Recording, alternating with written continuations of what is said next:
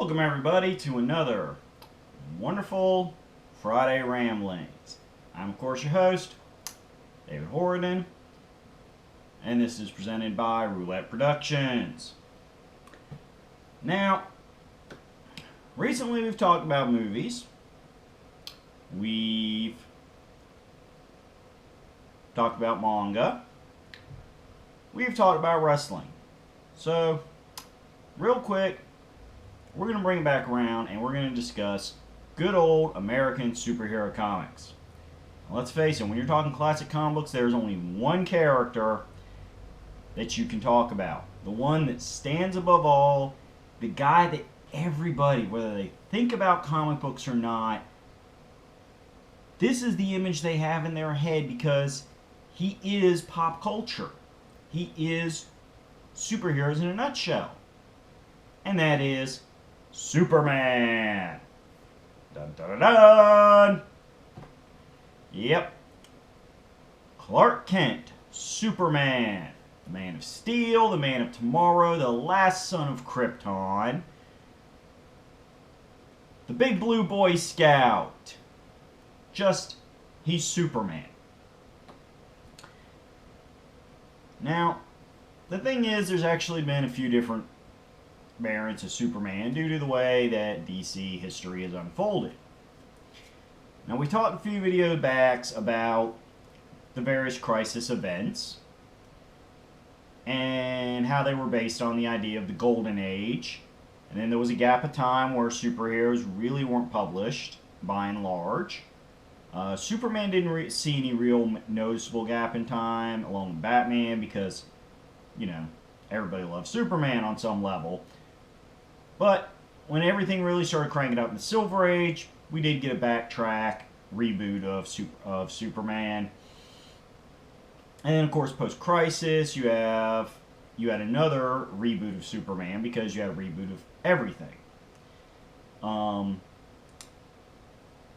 This being the iconic John Byrne Man of Steel miniseries, which, if you are a Superman fan, I do recommend you track down and read because, look, no taking cheap shots at the writers of the current generation, but, I mean, to me that is the definitive Superman origin, and it's one of the best miniseries based around taking a character that technically everybody knows and getting you to know him. It is the best reintroduction, reboot, starting with square one of a character I've ever seen. And he hits all the right beats of what Superman should be. But we're not actually here to discuss a miniseries today. Instead, we're going to discuss a series of 3 crossover stories that were basically one giant story. The one that pretty much changed comic book fans' perception of Superman for all time. Hell, it changed the perception of people who hadn't even read comics in years and never did of Superman, because it all started with a little something called The Death of Superman. Yep. See, the simple fact of the matter is, this lovely trade paperback that has been read through many, many times by me. You can see the wear and tear on it, but that is okay. The simple fact of the matter is that by the early 90s, Superman sales weren't doing really good. Part of it may have had to do with the fact that he had 4 books of his own at the time, plus he was a off and on reservist member of that version of the Justice League of America, which meant potentially he was in 5 books at any given month, and that's not even counting any random guest shots done just because somebody felt like writing Superman for a month or 2. Let's see, real quick, wait a minute. I admit I'm going to have to cheat and consult this, but the 4 titles in question were Superman in Action Comics, which was Action Comics, where Superman originally debuted, but after enough decades, they decided, well, we're just going to call it Superman in Action Comics because that's what people are buying it for, Superman stories. You also have, these are little mini covers that make up the crossover. That's what I'm using my reference. You have Superman, just plain and simple. The Adventures of Superman, and Superman the Man of Steel. Along with, as I said, Justice League America. So, that was the thing. Maybe it was that there was just too much market saturation of Superman. And I don't blame DC on that front. Marvel, around this time period and for a few years after, was doing the same thing with Wolverine. And in recent years, Marvel's been doing the same thing with Deadpool. Now look, I ain't taking shots at Wolverine or Deadpool. They're extremely popular characters, and if people are buying enough of these books to justify this idea, fine. But that's just it. At this point in time, Superman really wasn't getting the sales DC editorial and the executive board really wanted. So after kicking back a few ideas on how to refresh Superman and get attention on Superman again from readers that were no longer interested, or people that had never read Superman, the new album, from the movies and TV shows, both live action and cartoon, along with a few other factors that I'm not going to 100% get into because it's super specific and it involves stuff that I personally wasn't there to witness. But let's just say that this was not the only idea kicked around at the time, but for various factors, when it came down to it, the big idea that they came up with that they could pull off at the time was, what if we just killed Superman? Now, they knew at the time they were going to bring him back. And this is the one thing I am going to go ahead and get into a little minor specifics about. And this is why I also say that the 3 crossover stories are essentially one giant story that really should be read as that, a 3-act play, essentially, because that's how it was conceived. They said, we're going to kill Superman, knowing full well they were going to bring Superman back to life. Here's the fun part, though. The 9 issues that you see the little mini individual covers for here, did so well, along with the issues of the follow-up second story that I'm going to go ahead and show you the trade version I have in a minute, because I did collect all of these in trade after the fact, is that they sold so well and so high above expectations. Like when the issue of Superman came out, that ended the Death of Superman story, where Superman falls and, dies off, it made national news. Like, it was the big news story for that week. It was like, oh my God, folks. Even if you've never read a comic book before, like, you have to read this. DC's killing Superman. The superhero that's always been there. As long as we've had superhero comics, we've had Superman. Now, so what happened was they expanded the story. Originally, it was going to take less time than they actually told it in, but since it succeeded above and beyond the expectations, DC ran with the idea. Now, again, I can't get into specifics of how many issues were added over what the original blueprint was, because, pardon me, I don't have those specific numbers from a truly reliable source. So, we're not going to get in that, but it is treated as a reliable truth that it really has not been argued in this day and age that the original Death and Return grander story was not originally as grand as it ended up being because the sales were so much stronger than anybody thought. So that brings us to the middle story, World Without a Superman. Now, this one, Death of Superman was 7 issues. This one was 9. We got, make sure it's perfectly divided here. 1, 2, 3, 4, 5, 6. Wait. Yeah, they didn't perfectly divide it this time. I don't think so. Yeah, let me. Yeah, we had 3 issues of the Adventures of Superman. 2 issues of Action Comics, which was actually, due to the fact that Superman was dead, retitled Supergirl in Action Comics, as she became the starring character in this for these particular issues. And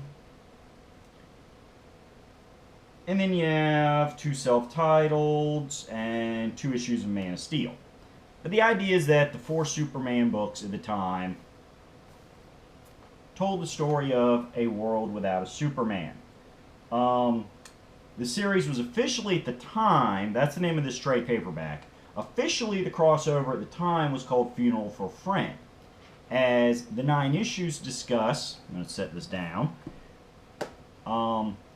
discussed the literal funeral for Superman,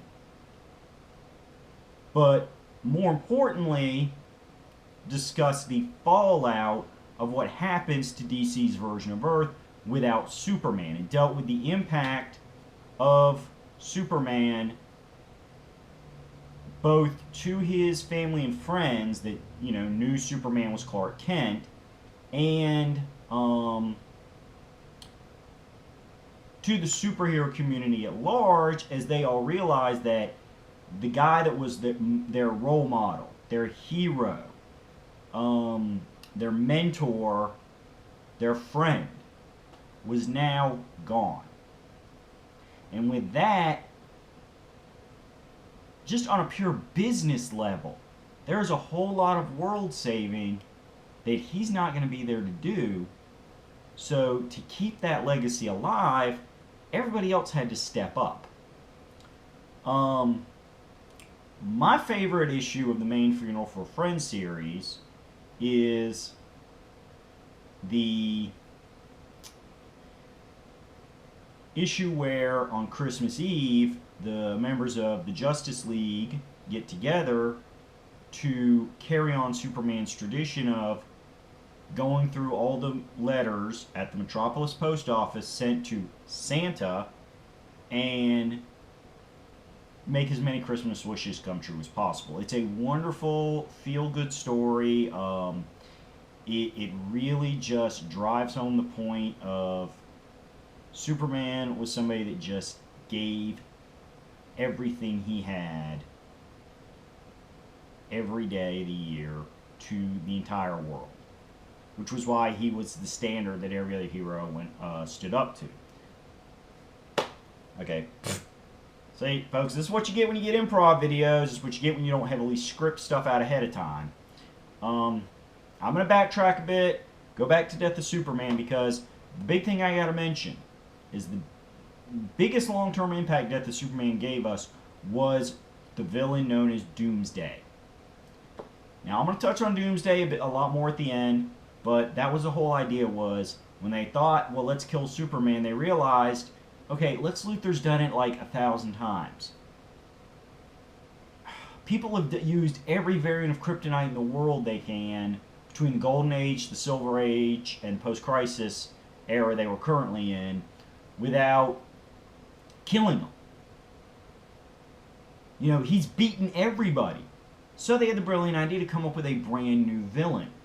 A hulking, near-mindless brute who we don't get the origin of. He shows up on Earth, breaks out of this tomb/prison he was in, and just wrecks everything. Just marches across the United States, beats the snot out of the Justice League, just wrecks everything and everybody. And that was what killed Superman. He fought something that was his equal. So when it was all said and done, Superman and Doomsday killed each other.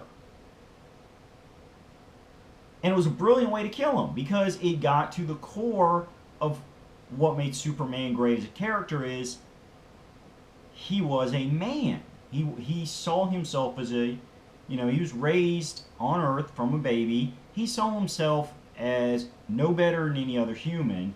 So he went down like any great human warrior of ancient mythology would. He simply fought until there was no fight left in him. He wasn't ambushed, he wasn't tricked, he wasn't trapped. He just plain fought until he gave out. So, alright, we're going to jump forward again to Funeral for a Friend. The last part, which was originally not billed as an official part of the Funeral for a Friend story, but is collected in the World Without Superman trade. It's kind of an epilogue story that bridges World Without and The Return of Superman, which at the time was billed as Reign of the Supermen, and we're going to touch on that in a bit and why it's called that. But it was a single issue of Adventures of Superman, which is why it has 3 issues in that event. Where the idea is Clark's father, Jonathan Kent, has a heart attack and a near-death experience, and while in heaven, he finds Clark's soul and convinces Clark to come back to Earth with him. Now, the beauty of all this is, in Reign of the Superman, we get an official alternate explanation with a lot of, sci-fi, alien, Kryptonian, mumbo-jumbo technology. And I'm not saying it's good or bad, just saying it is fictional science to explain why Superman managed to beat death. But the beauty of that issue is, for those who are of a spiritual and theological front, it gives you that. Like, you get that version. You can believe, well, this is how they got the body going, but the reason it was a pure and true resurrection was that Jonathan convinced the soul to go back into the body, as well as the Kryptonian science part being done. Or you can dismiss, if you're not of the theological side, you can dismiss the entire thing, as some characters in the story do at the moment, as Jonathan's brain just having a dream as it tried to process the idea that his body was dying. And that's well-written stuff. The final pages introduce the 4 main characters that drive the Reign of the Superman event, who we see here on the cover along with the one true Superman. Each character was given one of his own Superman books to star in. And let's see, it was about 5, 10.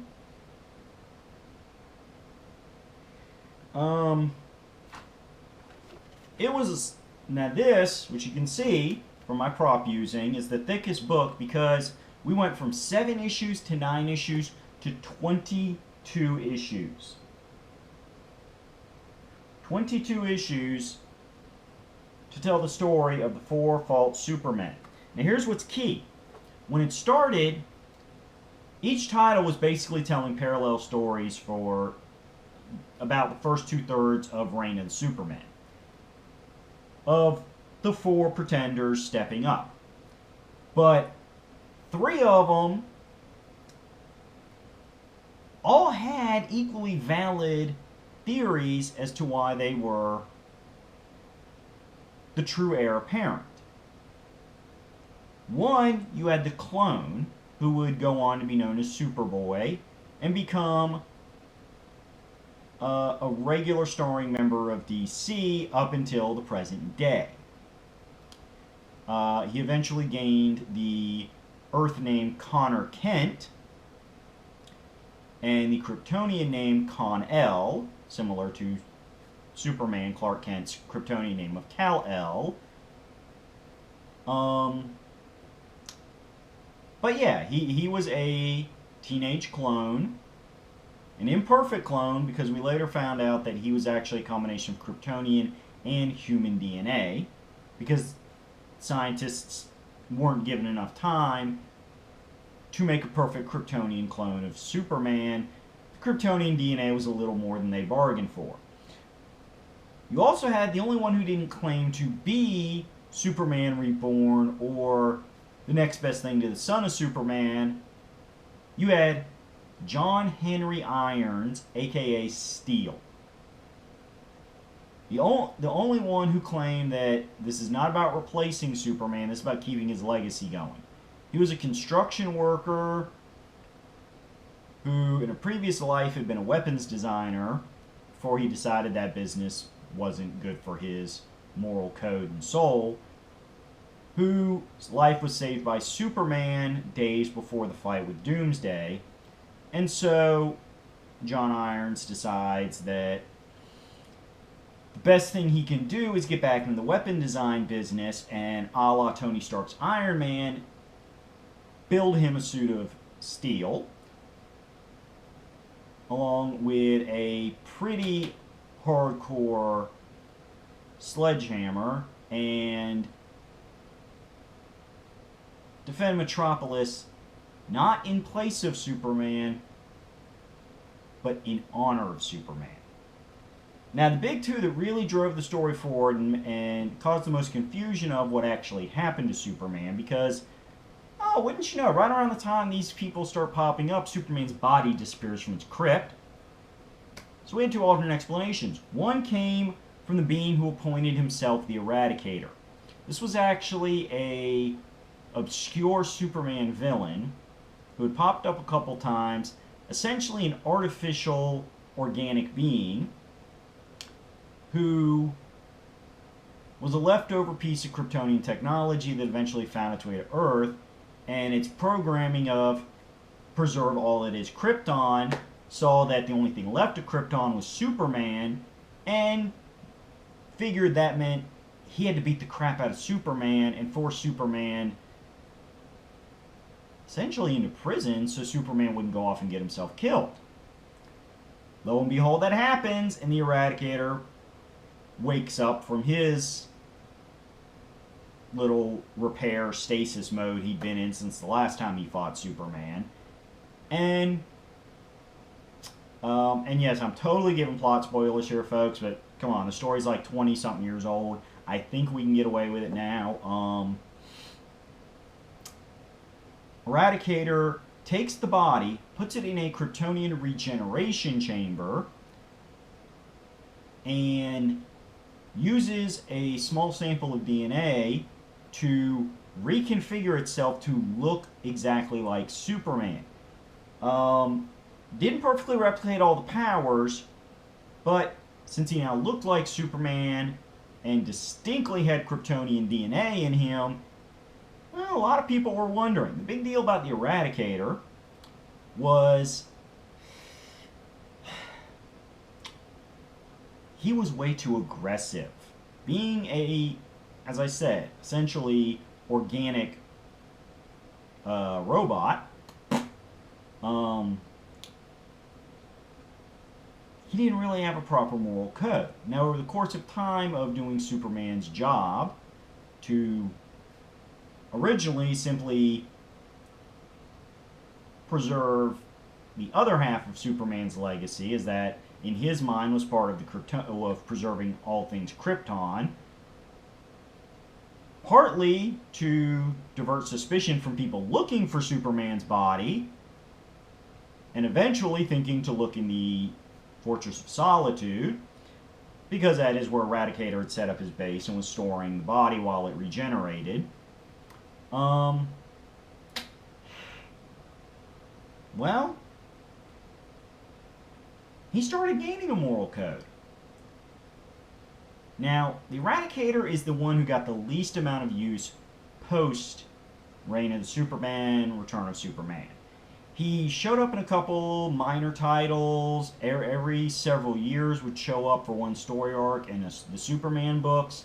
But basically, as a concept, there wasn't as much behind him as Steel, who was a good man with his own past, who just figured, hey, Superman saved my life. I'm going to do what I can to pay it forward. Or Superboy, who, hey, all the Kryptonian powers, but all the fun of a modern teenager's snarky attitude.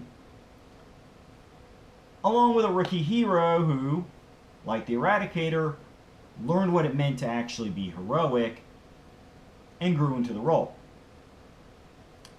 Now the fourth was the Cyborg Superman. And that is exactly what it sounds like. He had Kryptonian DNA, but he also had a lot of metal body based off Kryptonian technology that he claimed was because it was the only way to restore him to life and repair the damage Doomsday did to his body.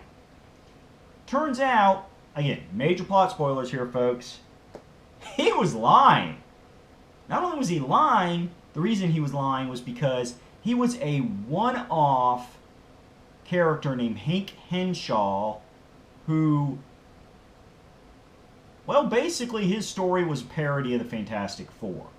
He was the equivalent of Mr. Fantastic, except the whole cosmic radiation thing worked out horribly and tragic for him and his three friends that went up in their shuttle. He was the only survivor, but he survived as this essentially ghost that could possess mechanical objects. He was the ghost in the machine. All metaphor aside. So he gets this idea after being exiled into space, coming across an intergalactic army from another Superman villain who was slightly less obscure, named Mongol.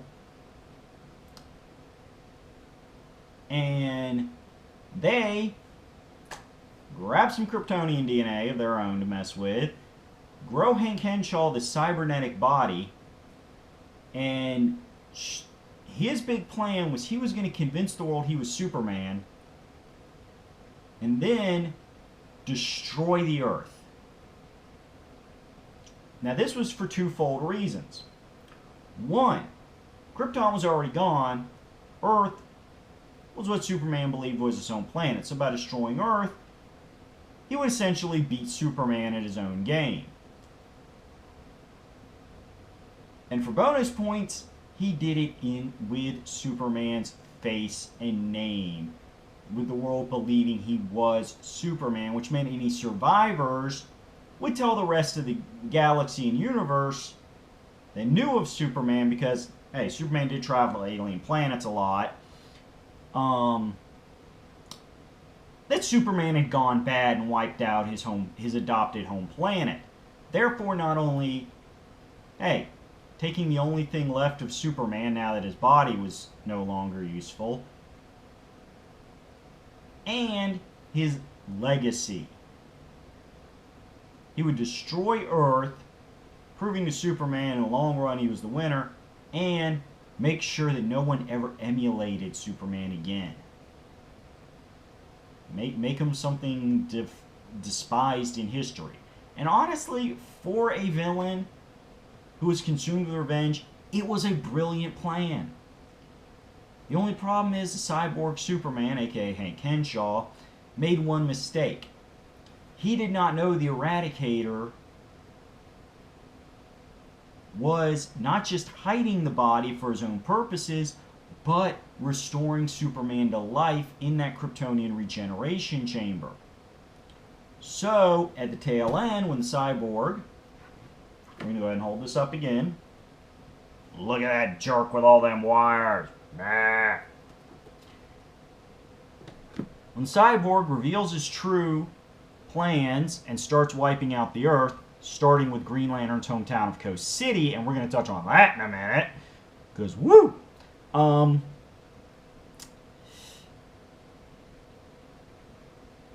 real Superman emerged, didn't quite have all his powers, but had all his desire to fix things, to stop what Hank Henshaw was doing in his name, save the Earth. He was joined by Steel, Superboy the Eradicator, and Supergirl. And the five of them, along with a last-minute assist from then off-planet Green Lantern Hal Jordan, who was a little traumatized and pissed off about the destruction of his hometown, Coast City, and with it, almost all his family and friends. They whooped butt. They whooped butt epically. And in the end, the Eradicator sacrificing his life, and in the process, taking his bioenergies that he had partially borrowed from Superman's then mostly dead, little bit comatose body. By returning them to Superman, he re-empowered Superman enough so Superman was now 100% restored, and Superman finished the job of stopping the Cyborg while Green Lantern beat the snot out of Mongol. Which brings us to a restored, rejuvenated Superman that a whole lot of people in the world were now paying attention to because, hey, they had seen an epic story play out in parts that started with the fall, ended with the rise of the legend once again, and in the middle broke down and examined beautifully what Superman meant, not just to his loved ones, but his work peers and the world itself. Now, one of the sad parts about this is that, well, that whole regeneration thing caused Superman's hair to grow, and he kept it. So there was a really sad period of time where we had a Superman mullet going. I mean, we get it was the 90s. The costume stayed the same, but they wanted to change the look up a bit to reflect Superman's change in perspective now that he had died and come back and seen others willing to take up his legacy. But still, he had a mullet. He was Clark in the front, Party in the rear. And yet somehow Lois still decided to marry him. Now, the biggest fallout from this probably on the negative side, because again, the three stories themselves are brilliant. And if you read them all back to back to back, it is a great mega story. But the biggest fallout is it kind of set a precedent for DC. And this is one of the sad stories of DC Comics that we started touching on with the Crisis Event history is they have an idea, it works great, sometimes better than they ever expected, and their response is to overdo it and keep going back to the well. So in the future, every time Superman sales would start to dip, or they just creatively couldn't come up with a big story to end somebody's run, they would just screw with Superman. We had Superman's powers change to where they were electricity based and he was blue skinned and he had this weird containment suit. You know, we had his powers fluctuate in levels. They brought back Doomsday like 5 more times. And the problem is, just like economics, the law of diminishing returns. Every time Doomsday came back, it had less impact. It had less meaning. He was like that boxer that comes back and has a fight 3 years after he should have retired. You know, it's like the name is there and you're intrigued, but the second the fight starts, you realize there's nothing to be intimidated by anymore. You know? And it's sad because in the original Death of Superman, Doomsday is an epic villain. He is everything you want from what should have been a one-time use villain. He was strong, he was near invulnerable, he had literally, I mean, he didn't have the intelligence to have a moral or ethical code. He simply existed to kill everything else. Now, I will say the first time they brought Doomsday back did make sense, and I will give it credit. It is a good sequel, and for people who are intrigued by the character in Death of Superman, good extra reading. And that is the Superman Doomsday Hunter Prey story, which was a miniseries. It was not a crossover like these, but the idea was that shortly after Superman comes back to life, Doomsday himself revives simply by being too stubborn to truly die. The reason the story is great, by and large, is that the majority of it is about telling Doomsday's origin and getting into what he is and why he is. And it is an interesting story. The other reason it's great is that, well, at the end of it all, Doomsday's taken off the board. He's not actually killed this time. He's not beaten. They teleport him via time travel to the last minutes of universal existence. They essentially put him somewhen where he is the only living thing left in the entire universe. Therefore, he can't harm anything. They couldn't figure out a way to stop him, so they simply put him away. And it was great because it reinforced what we got in Death of Superman. That this is something Superman can't stop. And he had to go to a level that nobody has ever gone to before to deal with their supervillain. Batman has never done that to Joker. Superman never had to go that far with Lex Luthor. Green Lantern never had to do that with Sinestro. Only Doomsday was so dangerous to all of existence that you essentially had to take him outside of existence. And it was wonderful. But then they brought him back, and they brought him back, and they brought him back, and it just quit working. It almost became a joke. Oh, hey, here's Doomsday. Okay, yeah, he's gone already, and it's been like a single issue. And they tried to ring it up. There was a... After enough years, I think it actually was tied to the 20th anniversary. I'd have to look at the timing. But they did a Reign of the Doomsdays event where there was these Doomsday clones that were configured to resemble the Superboy and the Eradicator and the Cyborg and Steel. But again, once you had a creature that took down the entire Justice League and fought Superman to death, and now 5 of him can't even kill one superpowered person.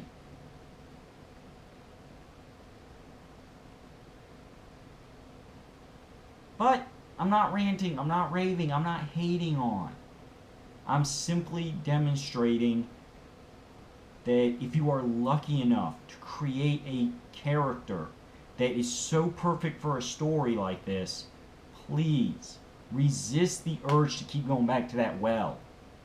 Because that is everything DC does wrong with their comic books, but especially with Superman. They love to just go back to the well of what worked once. But the death of Superman and the fallout of his death and the story of his return worked once because it had never been done before on this scale with this character. And that's what made it significant. That's what makes it awesome. Even to this day, knowing he's going to return, knowing all the less impressive stuff they've done with Superman since. Reading those stories. Reading these 3 books. Bam! Bam! And bam! Over and over again. And they are all strong stories still. Because they were well written and with a good reason. So there you go, folks. That's your rambling for today. That's your recommendation for today. Go find these books. Read them digital if you don't want the physical copies. Track them down. Read them. Because in my humble opinion, this 3-part mega story, this is the greatest Superman story ever written. It is everything you need to see about Superman. All at once. And I did promise we were going to touch on Mongol destroying Coast City and why that's important. We are going to touch on it real quick because that is going to be our next episode. I'm going to go ahead and give you a comic twofer. And that is that, as I said, Hal Jordan was a little traumatized by Coast City. Not only did Superman have a major change to his status quo, but Hal Jordan had a bigger one. See, Green Lantern wasn't doing Wonder Bar in the sales either. In fact, he was doing a little worse than Superman. So they did a massive overhaul to the Green Lantern mythos. They did a massive overhaul to Hal Jordan, and frankly put, it was something that you have to see to believe. Short story is that trauma of Coast City getting destroyed and so many people he knew and thought of fondly getting wiped out for no reason except it was geographically convenient for a supervillain, broke Hal Jordan's brain. Now in the long term there was some retconning of this, and we will touch on this, but that is going to be your next episode. For now, thank you for the show. I know it's been 40 minutes, a little more. I appreciate anybody who takes time to sit through these entire videos. Enjoy your pop culture entertainment. Whatever it is. Try these stories out. If you don't like them, that's fine. But be constructive with your criticism. Because we here at Roulette Productions believe hating doesn't help anybody. But you are allowed constructive criticism because that is how things get better. Later, folks.